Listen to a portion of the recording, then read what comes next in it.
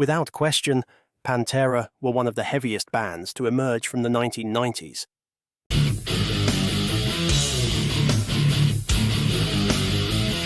But did you know that in the 1980s, they started life as a glam rock band, and the amount of eyeliner they used was the only thing that could be described as being heavy? Pantera formed back in 1981 in Arlington, Texas, and originally were called Gemini. By 1982, they had a settled lineup consisting of Terry Glaze on vocals, Rex Brown, who went by the name Rex Rocker on bass and drums and guitar, came courtesy of the Abbott brothers, Vince and Darryl. This lineup released 3 albums under their own Metal Magic label, namely Metal Magic in 1983, Projects in the Jungle in 1984, and I Am the Night in 1985. And while there are elements of classic heavy metal present, there's no escaping the 80s glam influence.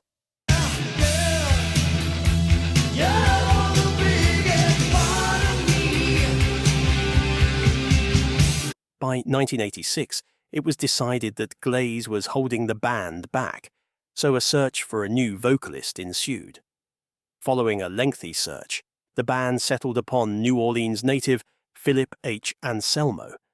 They released their 4th album, Power Metal, in 1988, and despite an attempt to embrace the thrash metal sound that was taking over America, the album still contains moments that would be better suited to a Poison album.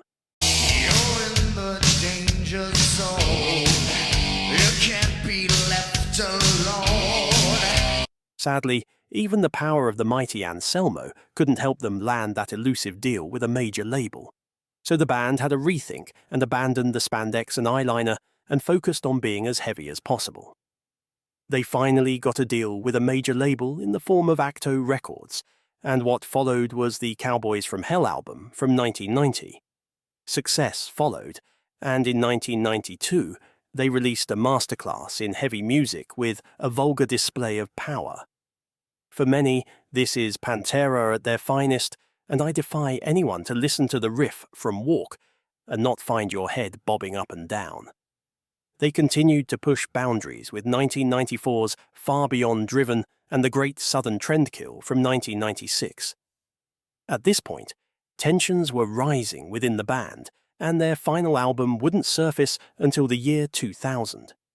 In 2003, Pantera sadly came to an end, and despite multiple requests for a reunion, this became impossible due to the sad deaths of Dimebag Darrell and Vinnie Paul.